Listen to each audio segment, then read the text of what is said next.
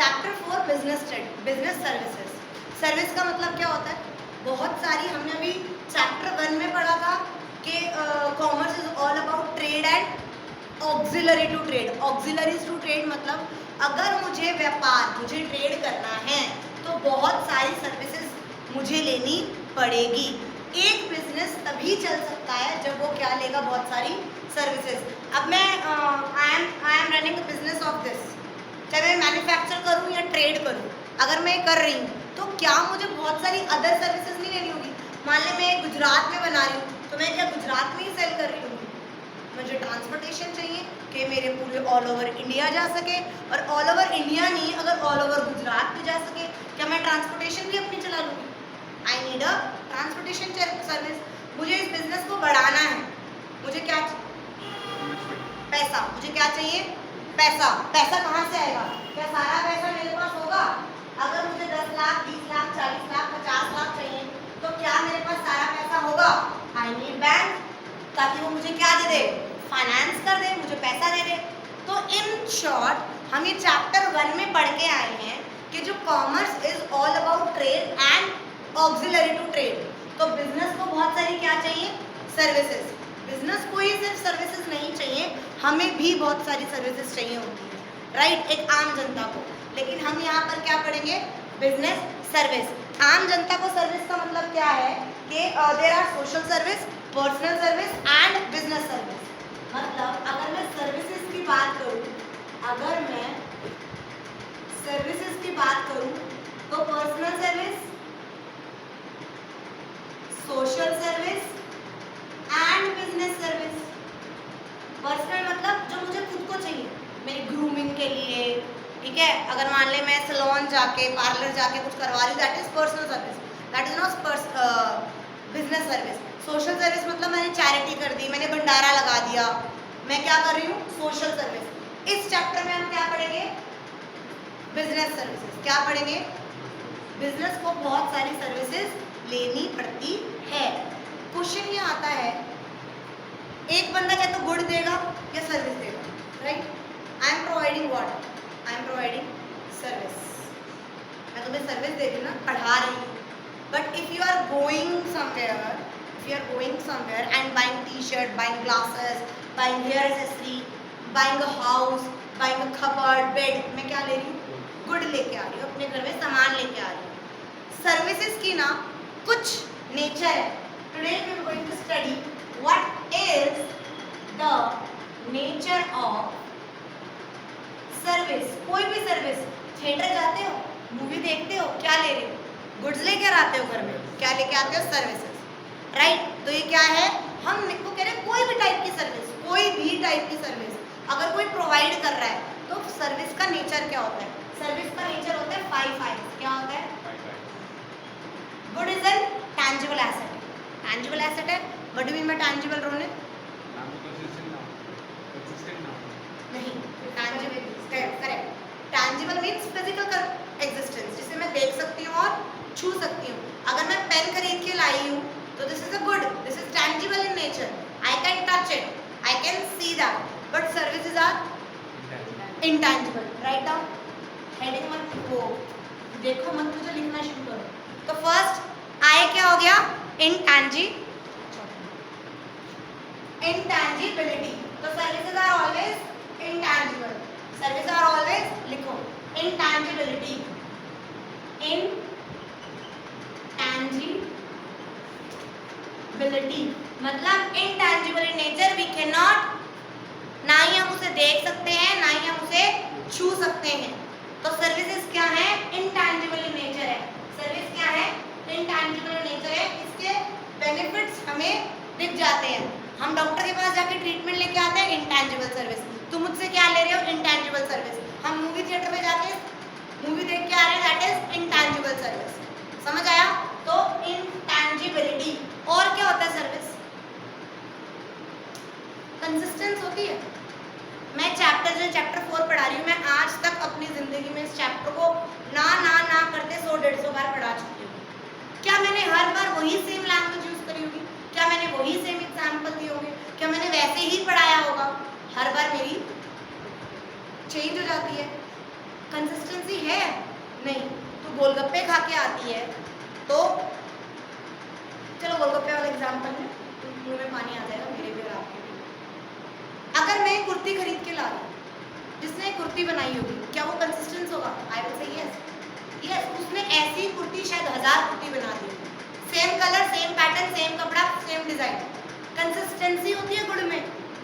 तू बॉटल ले, यस, ये बॉटल खरीदी, तू 1000 ले ले, 2000 ले ले, 10,000 ले ले, तेरे को वही same size, same colour, same print, same material मिलेगा। बट क्या सर्विसेज सेम होती है? सर्विसेज कंसिस्टेंस होती है। तो डॉक्टर के पास जाएगी, तेरे को अलग दवाई लिखेगा, तेरे को अलग बात करेगा, मेरे से अलग बात करेगा, थर्ड पर्सन से अलग बात करेगा। क्या कंसिस्टेंसी होती है सर्विसेज में? नो, देयर इज ऑलवेज इन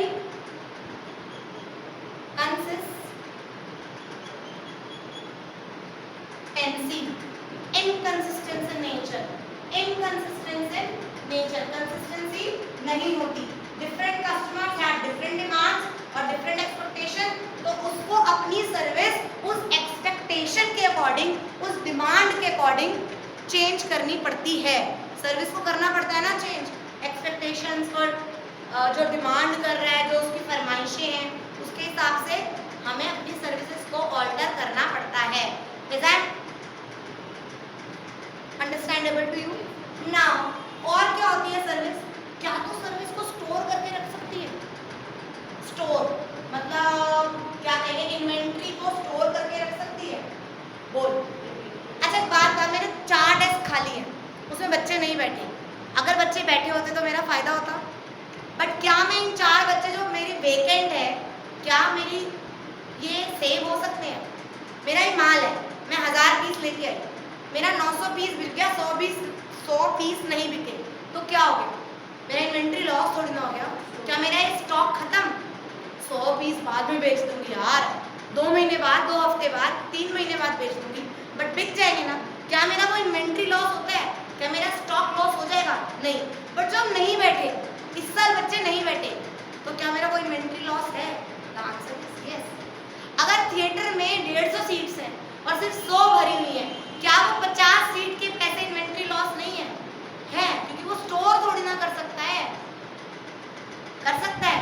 तो next one is inventory loss. Guys इसमें एक एक लाइन लिखते रहना। Inventory loss, services can not be stored for future. Inventory loss,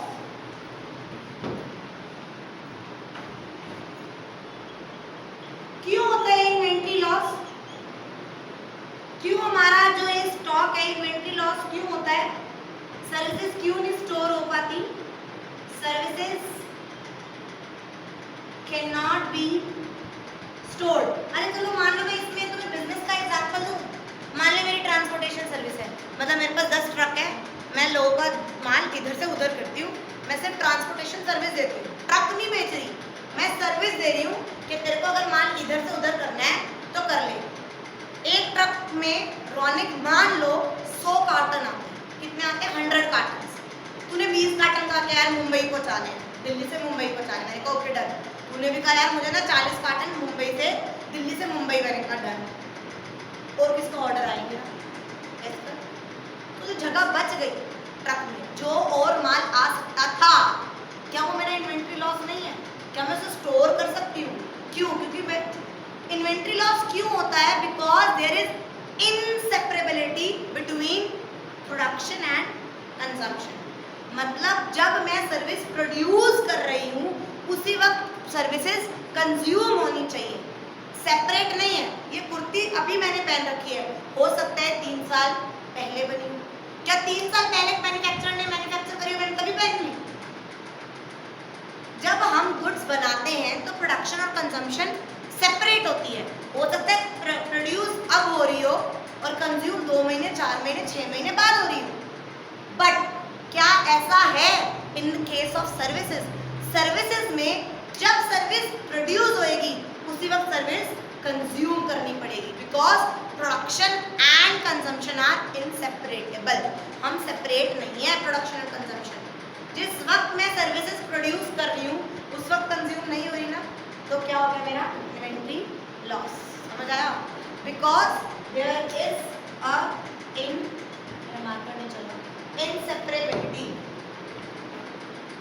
inseparability.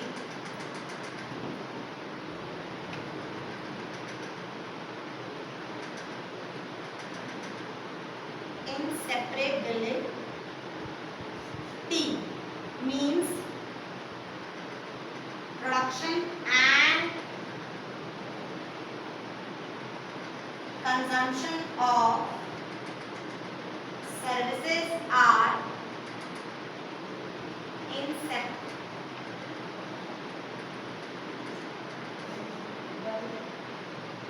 from each other. क्या समझ आ रहा है सर्विसेज और गुड में फर्क? फोन इनसेपरेबल है गाइस। ये फोन जब बना, आज बना, तूने आज की आज ले लिया था, हो सकता है 2 महीने 4 महीने। ये जो मार्कर है ये मैन्युफैक्चरर लगभग 1.5 साल पहले है। क्या मैंने 1.5 साल पहले यूज़ कर लिया? मैं यूज़ तो अब कर रही हूँ ना। तो जब प्रोड्यूस हुआ, कंज्यूम कभी भी हो सकता है। सेपरेट है ना, प्रोडक्शन और कंजम्पशन सेपरेट है, बट सर्विसेज जो होती हैं वो सेपरेट नहीं होती। जब प्रोड्यूस होगी तभी की तभी कंज्यूम होगी। नहीं समझी? जब थिएटर में मूवी चल रही है, प्रोडक्शन करी उसने सर्विसेज की, अगर तभी की तभी कंज्यूम नहीं हुई तो क्या हो जाएगा मेरा? नहीं समझा? वो जो ट्रक में 40 और 20 कार्टन गए, 60 ही गए ना, और 40 और आ सकते थे ना, वो नहीं आए ना, लेकिन मैं तो सर्विस प्रोड्यूस कर रही हूँ भाई ट्रांसपोर्टेशन की, बट कंज्यूम नहीं हो रही। तो वो कह रहे हैं प्रोडक्शन और कंजम्पशन ऑफ सर्विसेज इनसेपरेट है, वो हैंड टू हैंड ही चलेगी। Production and consumption are perform simultaneously, they are inseparable in case of service. समझ आया? Next one is involvement. Next one is involvement.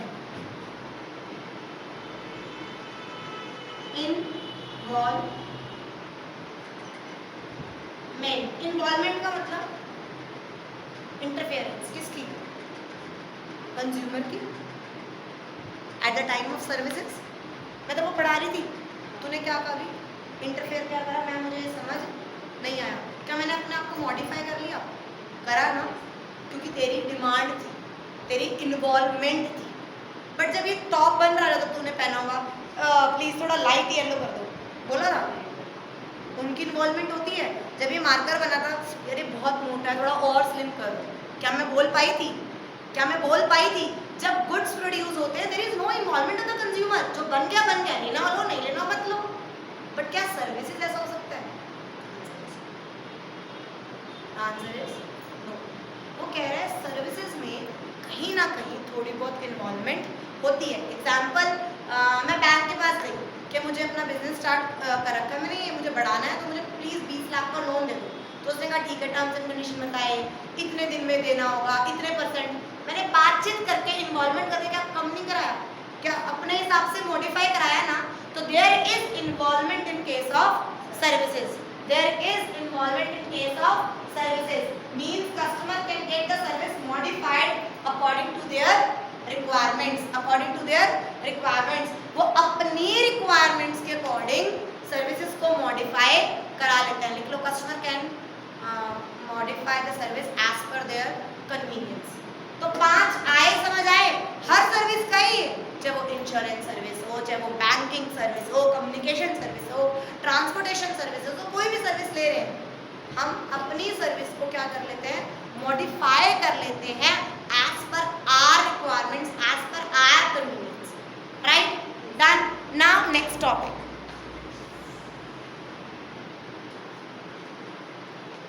After the nature of service, तुम्हें goods और service का difference दिया हुआ है, वो समझ आ गया है। Now moving towards the first service of business is banking. सबसे बड़ा रुपया। हमें सबसे पहले क्या चाहिए? बिजनेस को ऑपरेट करने के लिए, चलाने के लिए, सर्वाइव करने के लिए, खोलने के लिए, कमेंस करने के लिए, हर चीज के लिए क्या चाहिए? पैसा। और बैंक हमें वो फैसिलिटी देती है। बैंक हमें वो फैसिलिटी देती है। बैंक क्या है? What do you mean by bank? क्या एक कोई भी कंट्री बिना बैंक के ऑपरेट कर सकती है? Every country have their bank. बिना बैंक के हम ऑपरेट कर ही नहीं सकते। तो बैंक क्या है? एक इंस्टीट्यूशन है। बैंक क्या है? एक इंस्टीट्यूशन है। वो क्या कर रहा है? वो डील करता है मनी में और क्रेडिट में, ठीक है। वो क्या कहता है, सुनो, मैं एक ऐसा इंस्टीट्यूट हूँ। बैंक क्या है? बैंक एक इंस्टीट्यूट है। एक क्या है? इंस्टीट्यूट, जो डील कर रहा है इन मनी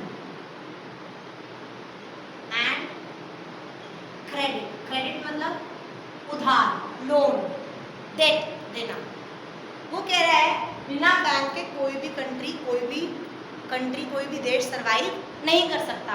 अगर बैंक है तो हम सरवाइव कर सकते हैं। Bank is an organization which accepts deposits, lends money and also perform other functions। क्या बैंक सिर्फ पैसे देता और लेता है? बस, बहुत सारे काम करता है। लोकर फैसिलिटी वो देता है, चेक फैसिलिटीज वो देता है, रेमिटेंस फैसिलिटी वो देता है। आजकल तो चेक चलते कहाँ हैं? फोन से क्लिक करा और ट्रांसफर, नहीं ट्रांसफर होता। ये अपने आप मैंने कह दिया, सुन मेरी ना हर महीने की इस तारीख इंश्योरेंस जाती है बैंक, मैं नहीं करूंगी, तेरी ड्यूटी है, तो अपने आप कर दी। वो अपने आप पे कर देते हैं। बैंक सिर्फ एक्सेप्ट्स मनी और लेंड्स मनी नहीं करता। Bank also perform other types of function. So in this we will study first topic, that is कितने टाइप के अपनी कंट्री में बैंक है। फर्स्ट इज टाइप्स ऑफ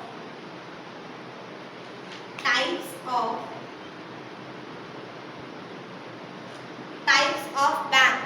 हमारे कितने टाइप के बैंक है?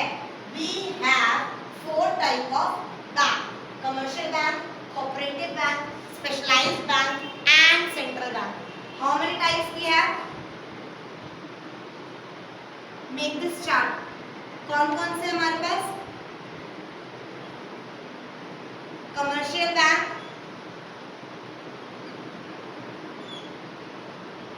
Cooperative bank, specialised bank and central bank.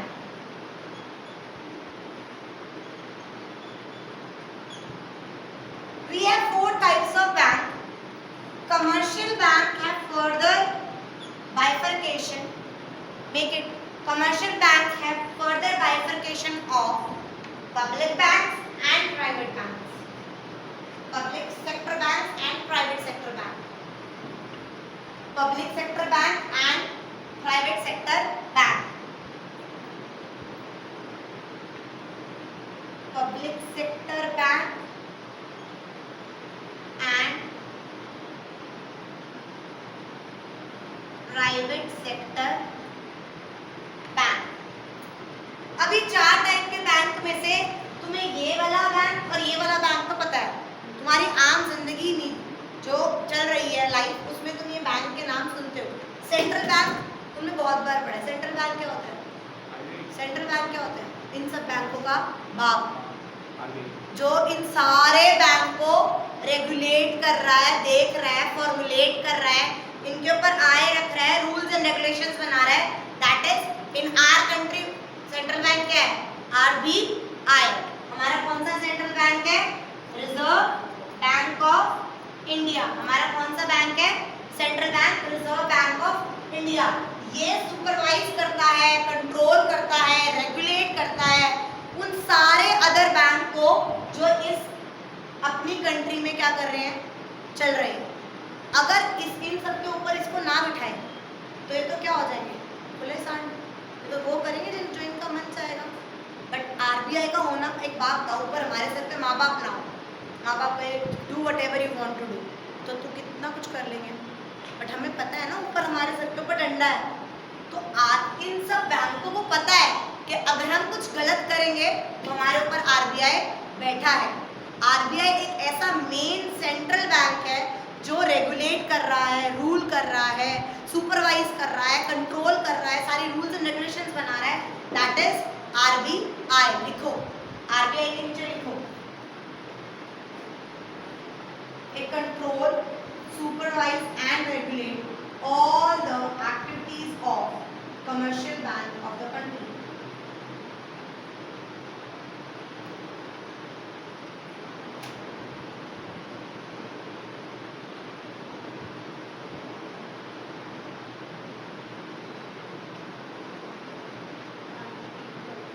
Sorry repeat करूँ, क्या बोला था मैंने? It controls, supervise and regulate all the activities of commercial bank of that particular country. और हमारी कंट्री का कौन है? RBI. डन. ये तुम्हें पता था, मैंने पहले ये पढ़ाया. अब आ जाओ कमर्शियल बैंक. कमर्शियल बैंक कौन होते हैं? कमर्शियल बैंक कौन होते हैं? अगर नहीं, प्राइवेट और पब्लिक तो उसकी बाइफर्केशन होगी. Commercial bank Indian banking regulation act के अकॉर्डिंग बनता है. इंडियन बैंकिंग रेगुलेशन एक्ट के अकॉर्डिंग जो as a bank, as a institution register हो जाए तो वो ये करता क्या है? ये रूल्स रेगुलेशंस बनाता है, ये सुपरवाइज करता है? नहीं, ये जनरल पब्लिक को क्या देता है? मनी देता है. जनरल पब्लिक की मनी एक्सेप्ट करता है. ये और अदर फंक्शंस भी करता है. और हमारी कंट्री में कमर्शियल बैंक कितने टाइप के होते हैं? पब्लिक सेक्टर बैंक और private sector bank. Public sector bank का मतलब जो गवर्नमेंट रूल कर रही है, जिसका गवर्नमेंट का स्टेक हो. जैसे हमारा SBI, state bank of India, Allahabad bank, Punjab national bank, ये कौन से बैंक है? Public sector. पब्लिक सेक्टर क्यों है? क्योंकि इनमें गवर्नमेंट चला रही है. कौन चला रहा है? गवर्नमेंट चला रही है. गवर्नमेंट का कंट्रोल है, गवर्नमेंट का स्टेक है, गवर्नमेंट चला रही है. लेकिन प्राइवेट सेक्टर बैंक कौन होते हैं? जिनके प्रमोटर्स करता धरता कंट्रोल कौन कर रहे हैं? प्राइवेट. हम लोग, मान लो मैं एक बैंक खोल दूँ, जैसे HDFC, उसका गवर्नमेंट HDFC है, ICICI है, ICICI बैंक और येस बैंक. ये सब कौन से हैं? ये गवर्नमेंट बैंक नहीं है, ये पब्लिक सेक्टर बैंक नहीं है. क्योंकि HDFC का जो मालिक है, जो प्रमोटर है, जो चला रहा है, वो एक प्राइवेट बंदा है, वो गवर्नमेंट का कोई स्टेक नहीं है. डन. पक्का? Take out your notes. Types of bank में देखो टाइप्स ऑफ बैंक.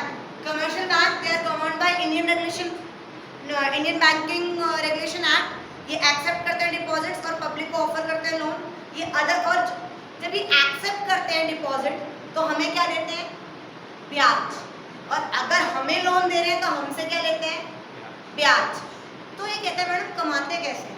लॉजिक सुनो. अगर ये बैंक है, ये एक बंदा है, ये एक बंदा है, इसने ना डिपॉजिट करा. क्या डिपॉजिट करा? 2 लाख रुपीज. डन. डिपॉजिट कर दिया. ये इसको ब्याज देगी 6%. कितना देगी? 6%. इसने कहा मुझे 2 लाख रुपए चाहिए, तो इसको 2 लाख लेंड कर दी, मीन्स लोन दे दी. इसको 2 लाख दे दिए. अब इससे क्या लेगी? ब्याज. और दैट ब्याज में भी 12%, 15%, 17%. मान लें हम 13% सोच के चले, तो बीच का क्या हुआ? इसका प्रॉफिट, कमाई. और इसी से बैंक चल रहा है. और ऐसा नहीं है, अब तो बहुत सारे चार्जेस होते हैं, मेंटेनेंस चार्ज भरने पड़ते हैं. हम ATM यूज़ करते हैं, हम चेक फैसिलिटी यूज़ करते हैं, हम पासबुक करते हैं. अगर हम स्टेटमेंट निकलवा लें तो भी उसका चार्ज लगता है. तो वो क्या कर रहे हैं? उसी से तो अर्निंग आ रही है ना उनकी. डन. तो वो कह रहे हैं these banks pay interest on deposit and charge more interest on loan, thereby enabling them to earn profit. और इसीलिए लोग प्रॉफिट कमा लेते हैं. जब डिपॉजिट्स पे कम ब्याज देते हैं और जब जिसे लोन दे रहे हैं उससे ज़्यादा ले लेते हैं, तो they able to earn the profits. So there are 2 types of commercial bank: public sector and private sector. Public sector, these in which government has major stake, और इसमें owned, managed and controlled by private promoters. ये इनमें public government का stake होता है और ये controlled, managed and और controlled and managed and owned by private. और एग्जांपल इसके भी बता चुकी हूँ, इसके भी करते दोनों वही काम है. करते दोनों वही काम है. Lend money, accept money, cheque facilities, other facilities, local facilities, underwriter facilities, सारी फैसिलिटीज दोनों सेम देते हैं. बट जस्ट अबाउट कि पब्लिक सेक्टर में गवर्नमेंट का स्टेक होता है, प्राइवेट सेक्टर में प्राइवेट प्रमोटर्स का कंट्रोल रहता है. डन. समझ आया? अब सुनो, अब हमारा रह गया कोऑपरेटिव बैंक और एक specialized bank. What do you mean by cooperative banks? अभी ना तुमने चैप्टर पढ़ा नहीं है, हमने कोऑपरेटिव सोसाइटीज पढ़ा था चैप्टर 2 में. Cooperative societies, form of business. अगर मुझे बिजनेस स्टार्ट करना है तो मैं कोऑपरेटिव सोसाइटी से भी बिजनेस स्टार्ट कर सकती हूँ. तो कोऑपरेटिव बैंक जो है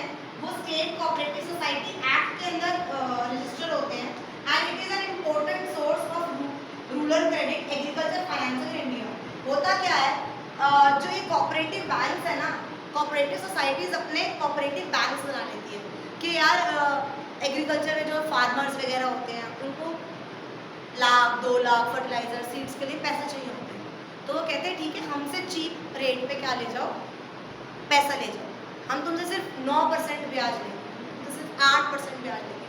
इसमें सबसे बड़ा बात यह है कोऑपरेटिव बैंक्स ऐसे आम बैंक्स नहीं होते, दे आर या ये तो इंडियन रेगुलेशन बैंकिंग के अंडर करें, ये कोऑपरेटिव सोसाइटी एक्ट के अंदर रजिस्टर होते हैं एज अ बैंक, समझ आया। अब आ जाओ स्पेशलाइज्ड बैंक। स्पेशलाइज्ड बैंक मतलब ये ऐसे बैंक है जो आम तरह की ट्रांजैक्शन नहीं करते, ये स्पेशलाइज्ड बैंक है, जैसे कि नाबार्ड, सिडबी,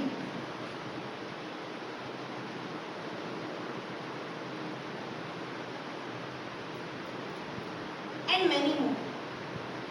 चैप्टर 8 या 9 है, चैप्टर 8 या 9 है, जिसमें हम बहुत सारे स्पेशलाइज्ड बैंक पढ़ेंगे।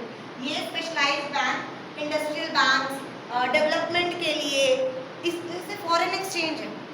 अब मान ले मेरे को फॉरेन एक्सचेंज एंट्रीज करनी है, तो वो स्पेशलाइज्ड बैंक होगा जिससे मान ले मैं यहाँ से अमेरिका से यहाँ ट्रांजेक्शन कर सकूँ, डील कर सकूँ। अगर मान ली मैंने अमेरिका से एक कंटेनर मंगवाया 4 करोड़ का, 5 करोड़ का, तो स्पेशलाइज्ड बैंक के अंडर जाके, वैसे नॉर्मल बैंक ये फैसिलिटी देते हैं आजकल, बट स्पेशलाइज्ड बैंक पहले चलते थे। और नाबार्ड और सिडबी क्या है, ये ऐसे बैंक्स हैं जो स्पेशल एक स्पेसिफिक चीज़ के लिए बन रहे हैं, चाहे तो वो एग्रीकल्चर एक्टिविटी है, डेवलपमेंट एक्टिविटी है या इंडस्ट्रियल एक्टिविटी है, राइट। एक बार go through the specialised bank. Specialized banks are foreign exchange banks, industrial banks, development banks, export-import banks, catering to the special needs of these unique activities. Underline special needs of these unique activities. Example देख रहे हो, NABARD, SIDBI, Exim bank. ये आम, कभी तुमने यहाँ आम area में कोई दिखा है? नहीं। These are specialized banks because they perform special kind of function, special kind of facilities they are giving. समझ आया? तो आर यू डन कि बैंक क्या है, कैसा इंस्टीट्यूशन है, समझ आ गया, जो मनी में डील कर रहा है। कितने टाइप्स ऑफ बैंक्स होते हैं, समझ आ गया कि कमर्शियल बैंक है, कोऑपरेटिव बैंक है, स्पेशलाइज्ड बैंक है, सेंट्रल बैंक है। अब हम कहेंगे कमर्शियल बैंक बहुत सारे क्या करता है, functions, kind of cooperative banks societies के अंडर वो हो गया। और इसके लिए ना स्पेशल चीज़ें चाहिए होती है कि मेरे तेरे जैसे बंदे कोऑपरेटिव बैंक में जाके नहीं मांग सकते, we have some specialized things, तो हम कोऑपरेटिव बैंक में जाके सर्विस उठा सकते हैं। डन। अब आ जाओ, ये जो कमर्शियल बैंक है सबसे कॉमन है क्योंकि हम यही यूज कर रहे हैं, तो दीज परफॉर्म सम फंक्शन। ये क्या परफॉर्म करता है, सब हेडिंग डालो, फंक्शन। क्या करता है मैम, इतनी देर से तो गा रही हैं, एक्सेप्ट करता है, मनी लेंड करता है, मनी चेक फैसिलिटी देता है, ठीक है, और क्या करता है, लॉकर फैसिलिटीज देता है, आजकल तो एनईएफटी ट्रांसफर ऑफ फंड्स भी कर देता है। तो बोल डालो, हेडिंग डालो फटाफट, functions of commercial bank, functions of commercial bank.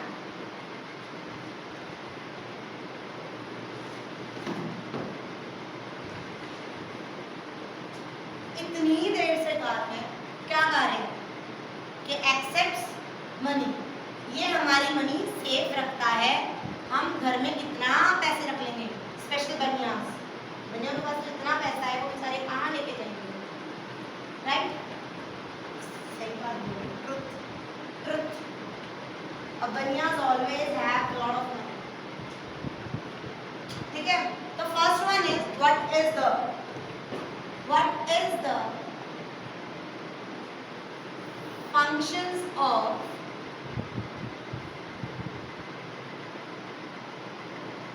commercial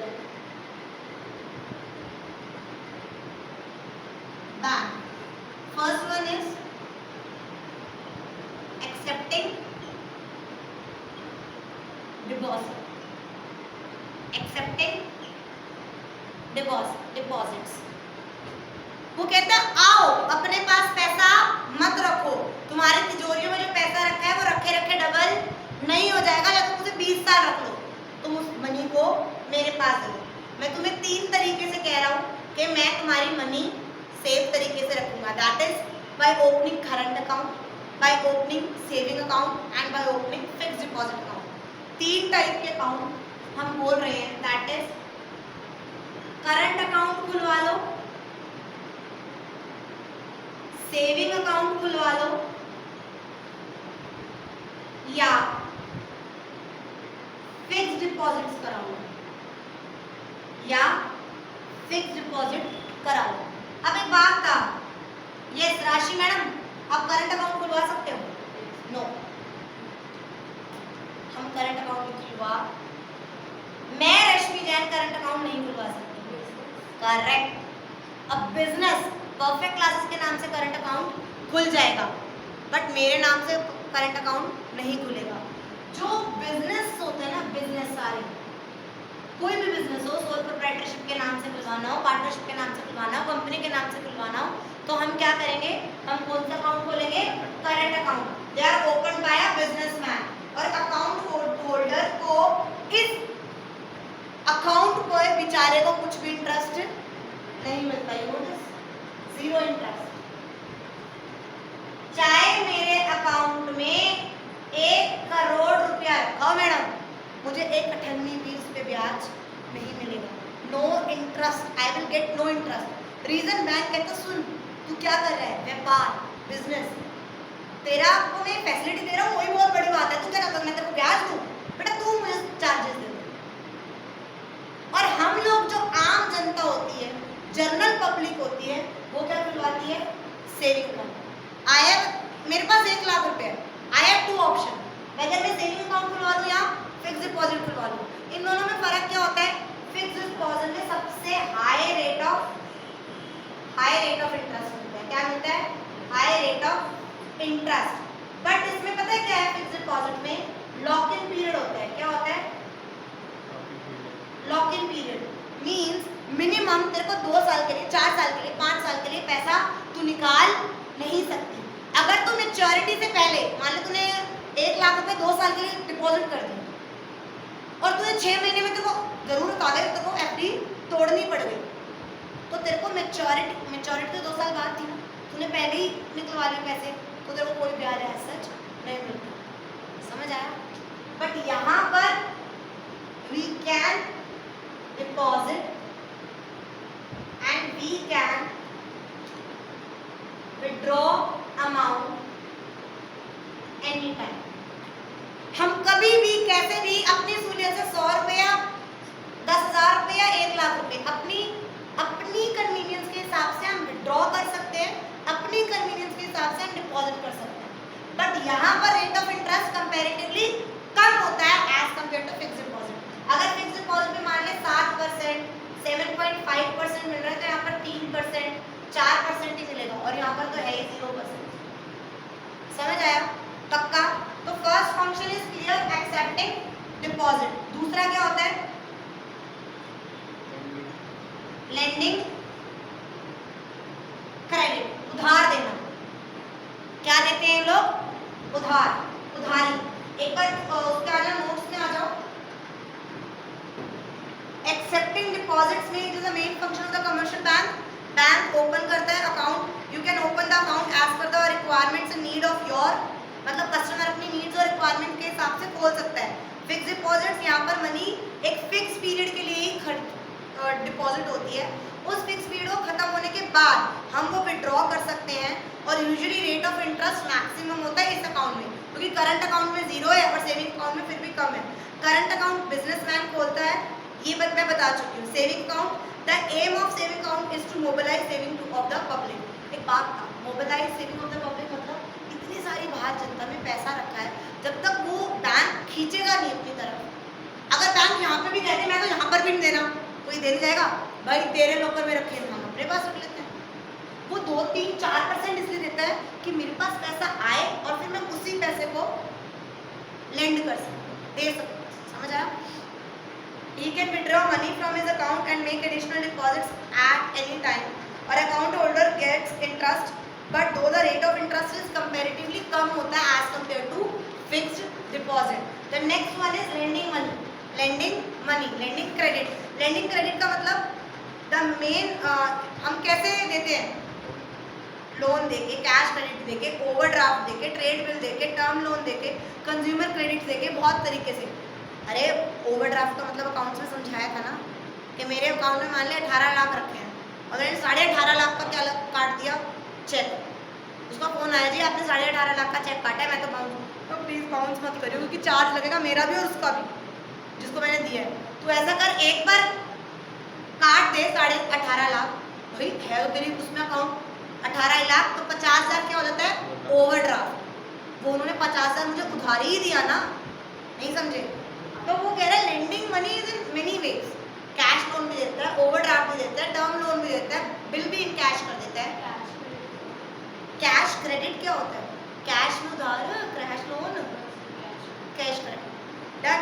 overdraft वगैरह, ट्रेड बिल्स वगैरह. ट्रेड बिल समझता है ना, जब मेरे पास बीआर रखा है, बिल रिसीवेबल रखा है, अकाउंट्स में पड़ा है बीआर, मैं बिल रिसीवेबल लेके जाऊँ, ये लो बिल रिसीवेबल, इसको ना 3 महीने बाद होना है बट मुझे ज़रूरत अभी है, आप कैश कर दो.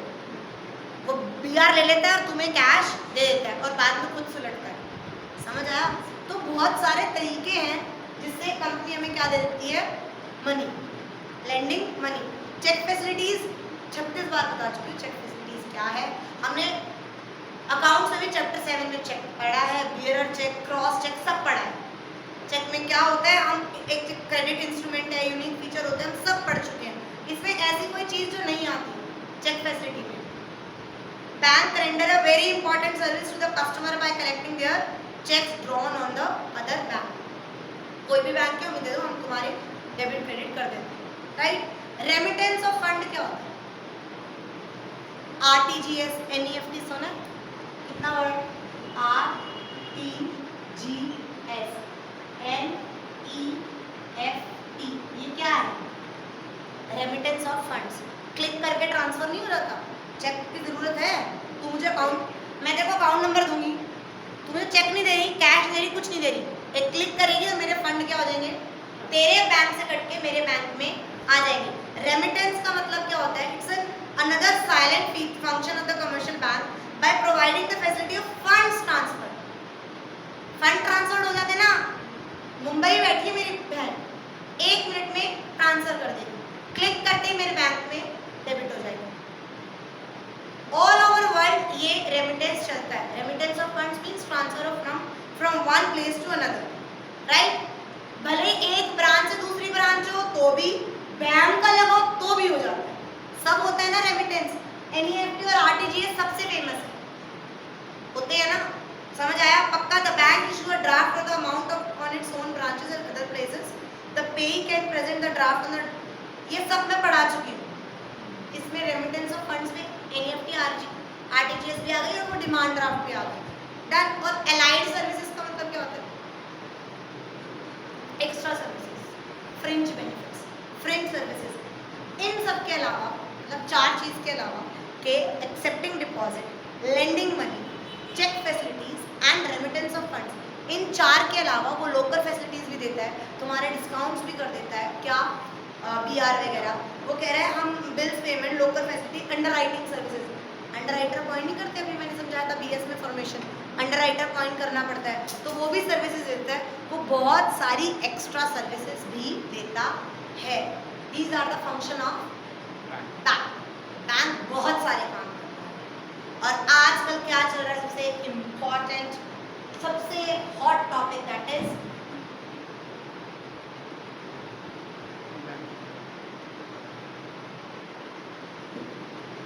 earlier when I was small kid, my father is like in tension कि आज बैंक जाना है. क्या हो गया, पैसे निकलवा के लाने हैं.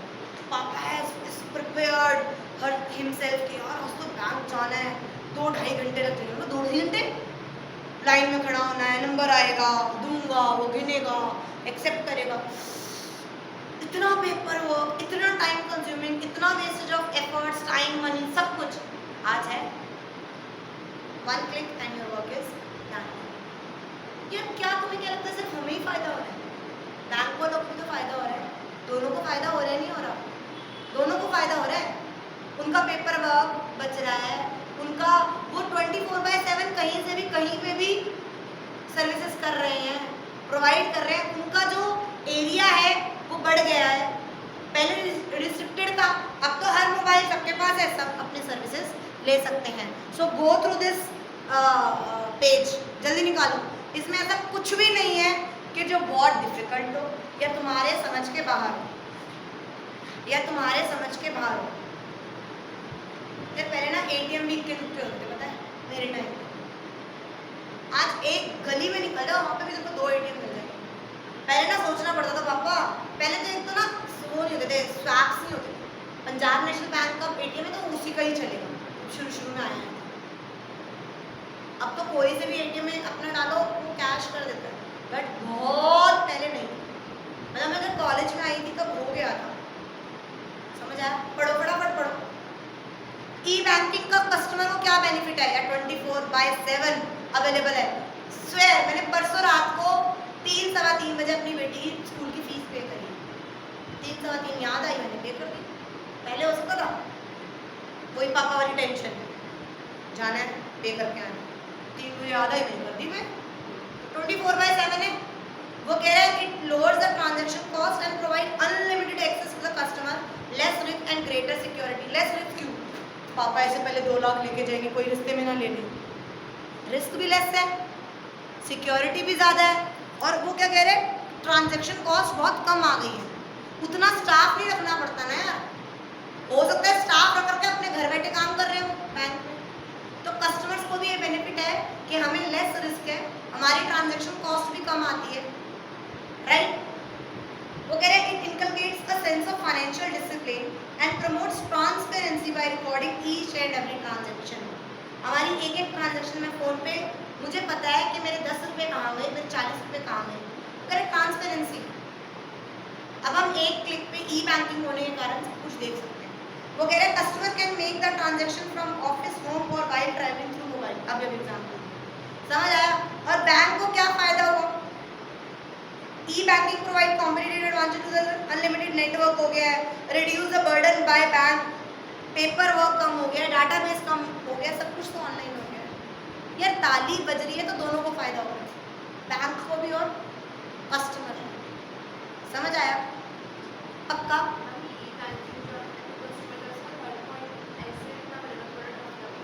कौन सा बच्चा? It inculcates a sense of financial discipline and promoters financial discipline and promoter transparency by recording.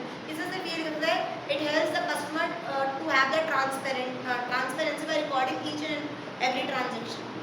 Transparency कि कब क्या हुआ, कैसे हुआ, हम कर सकते हैं। समझ आया? पक्का?